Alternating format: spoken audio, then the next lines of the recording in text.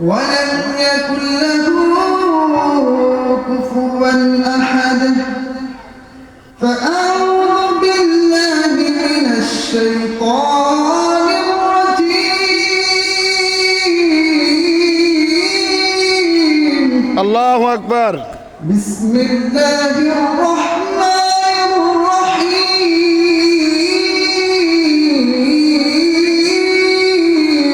الله أكبر وقضى ربك ألا تعبدوا إلا إياه وبالوالدين إحسانا إما يبلغن عندك الكبر أحدهما أو كلاهما فلا تقل لهما أف ولا تنهرهما وقل لهما قولا كريما الله أكبر وقال رسول الله صلى الله عليه وسلم الجنة تحت أقدام الأمهات إن الله وملائكته يصلون على النبي يا أيها الذين آمنوا صلوا عليه وسلموا تسليما সবাই দুরূদ ইব্রাহিম পড়ুন আল্লাহুম্মা সাল্লি আলা মুহাম্মাদ ওয়া আলা আলি মুহাম্মাদ কামা সাল্লাইতা আলা ইব্রাহিম ওয়া আলা আলি ইব্রাহিম ইন্নাকা হামিদুম মাজিদ আল্লাহুম্মা বারিক আলা মুহাম্মাদ ওয়া আলা আলি মুহাম্মাদ কামা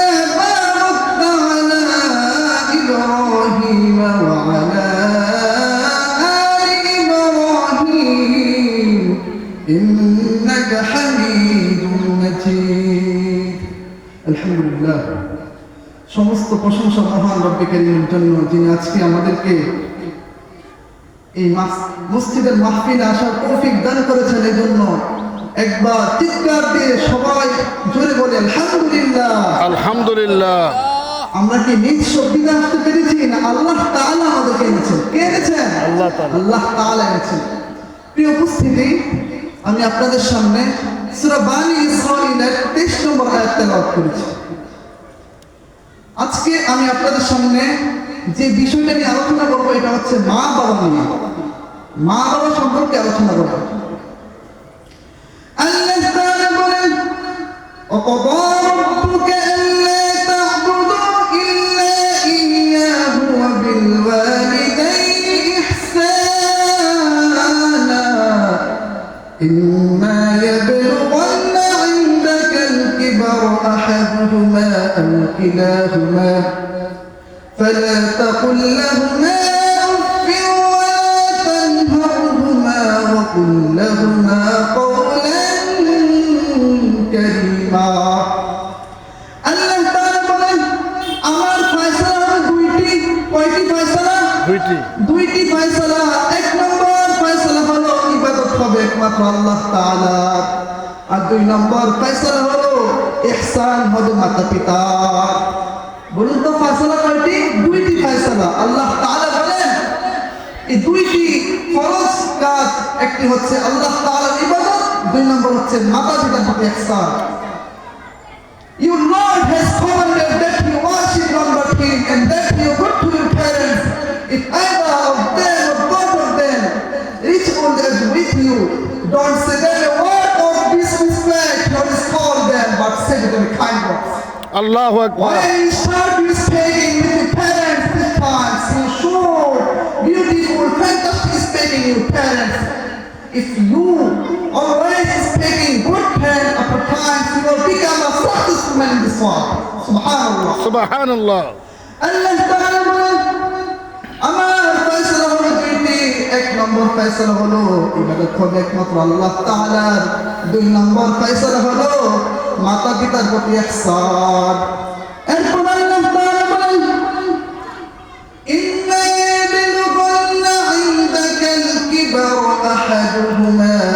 كلاهما فلا تقل لهما أف ولا تنهرهما وقل لهما قولا كريما আল্লাহ তাআলা বলেন তোমার জীবন আদর্শে যদি তোমার মাতা পিতা বার্ধক্যে উপনীত হয়ে যায়, তোমার মাতা পিতা বৃদ্ধ হয়ে যায়, তুমি তাদের সাথে এমন খারাপ আচরণ করো না এবং তাদের সাথে উফ শব্দ তোমরা বলো না। আল্লাহ এরপর আল্লাহ তাআলা বলেন ওয়ালা তানহারহুমা, তুমি তাদেরকে সামনে সুন্দর করে বসো, সুন্দর করে। ওয়াকুল লাহুমা কওলান না, এটা করাইতাম না। কারীমা, এবং তাদের এরা দুই সাথে হাজার টাকা দিল। সুন্দর আচরণ করো। আল্লাহু আকবার। কইছে এক সাহাবী এসে বলল, ইয়া রাসূলুল্লাহ সাল্লাল্লাহু আলাইহি ওয়াসাল্লাম, আমার থেকে সবচেয়ে সুন্দর ব্যবহার পাওয়ার অধিকারী কে? তখন রাসূলুল্লাহ সাল্লাল্লাহু আলাইহি ওয়াসাল্লাম বললেন, তোমার মা। ওই লোক বলল, ইয়া রাসূলুল্লাহ সাল্লাল্লাহু আলাইহি ওয়াসাল্লাম, এরপরে কে? তোমার মা। ইয়া রাসূলুল্লাহ, এরপরে কে? তোমার মা। আল্লাহু আকবার। এরপরে ওই ব্যক্তি বলে, ইয়া রাসূলুল্লাহ, এরপরে কে? তখন রাসূলুল্লাহ সাল্লাল্লাহু আলাইহি ওয়াসাল্লাম বলেন, তোমার পিতা। আল্লাহু আকবার। A man came to the messenger of God. He says, O messenger of God, who is the good companionship? Our Prophet Muhammad sallallahu alaihi wasallam says, your mother. Who then? Your mother. Who then? Your mother. Our Prophet Muhammad sallallahu alaihi wasallam says, last time your father. Because you should, if you listen, this topic is important for every mankind of this Muslim world.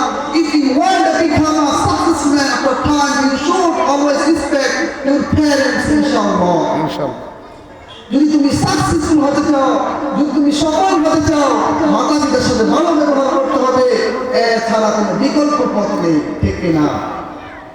পৃথিবীতে যারাই বড় হয়েছে, পৃথিবীতে যারাই বড় হয়েছে, বড় ব্যক্তিত্ব হয়েছে, সবাই মাতা পিতা দোয়া নিয়ে বড় হয়েছে। কেউ মাতা পিতাকে কষ্ট দিয়ে পশ্চিমকালেও বড় হতে পারবে না।